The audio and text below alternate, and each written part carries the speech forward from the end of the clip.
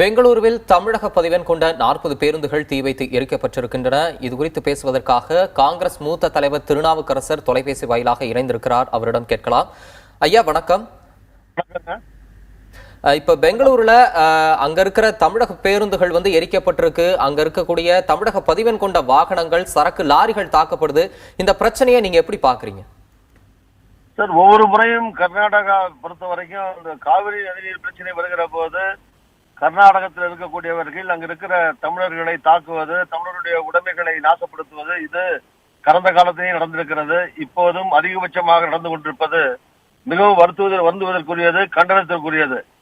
கர்நாடக அரசாங்கம் உச்ச நீதிமன்றத்தினுடைய உத்தரவுப்படி நமக்கு அதிகமான தண்ணீர் தேவை என்றாலும் திறந்துவிட வேண்டும் என்றாலும் உச்ச நீதிமன்றத்தினுடைய தீர்ப்புக்கு கட்டுப்பட்டு தண்ணீர் திறந்து விடப்பட்டிருக்கிறது.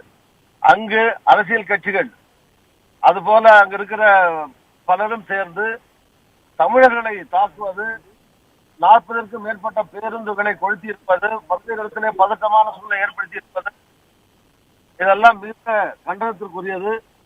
தமிழக முதலமைச்சர் செல்வி ஜெயலலிதா அவர்களை பொறுத்தவரை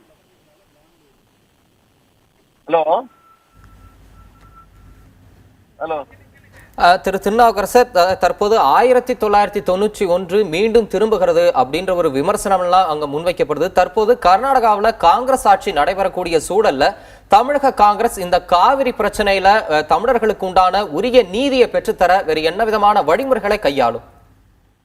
தமிழக காங்கிரஸ் பொறுத்த வரைக்கும் கண்டிப்பாக நம்முடைய மத்திய அகில இந்திய காங்கிரஸ் கட்சியினுடைய தலைவர்களுக்கு சொல்லி கண்டிப்பாக கர்நாடகத்தில் வாழக்கூடிய தமிழர்களுக்கு பாதுகாப்பு தருவதற்கு, கர்நாடக முதலமைச்சருக்கு அழுத்தம் தர அவருக்கு கண்டிப்பாக அறிவித்த மத்திய தலைவர்களை தமிழக காங்கிரஸ் சார்பிலே கேட்டுக்கொள்வோம்.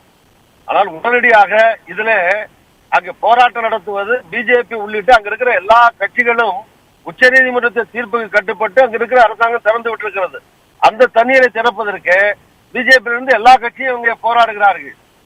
காங்கிரஸ் ஆட்சியில் இருந்தாலும் மற்ற கட்சிகள் வெளியே இருந்து போராட்டம் நடத்துவதிலே பிஜேபி உள்ளிட்ட அனைத்து கட்சிகளும் அதிலே போராட்டத்தில் ஈடுபட்டு தமிழர்களை தாக்குகிற அந்த சூழ்நிலை அங்கு ஏற்பட்டிருக்கிறது.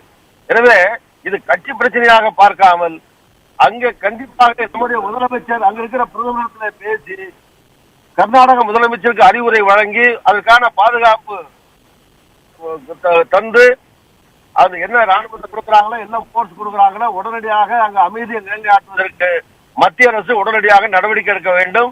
தமிழக முதலமைச்சர் உடனடியாக பிரதமரிடத்திலே கர்நாடக முதலமைச்சரிடம் பேச வேண்டும்.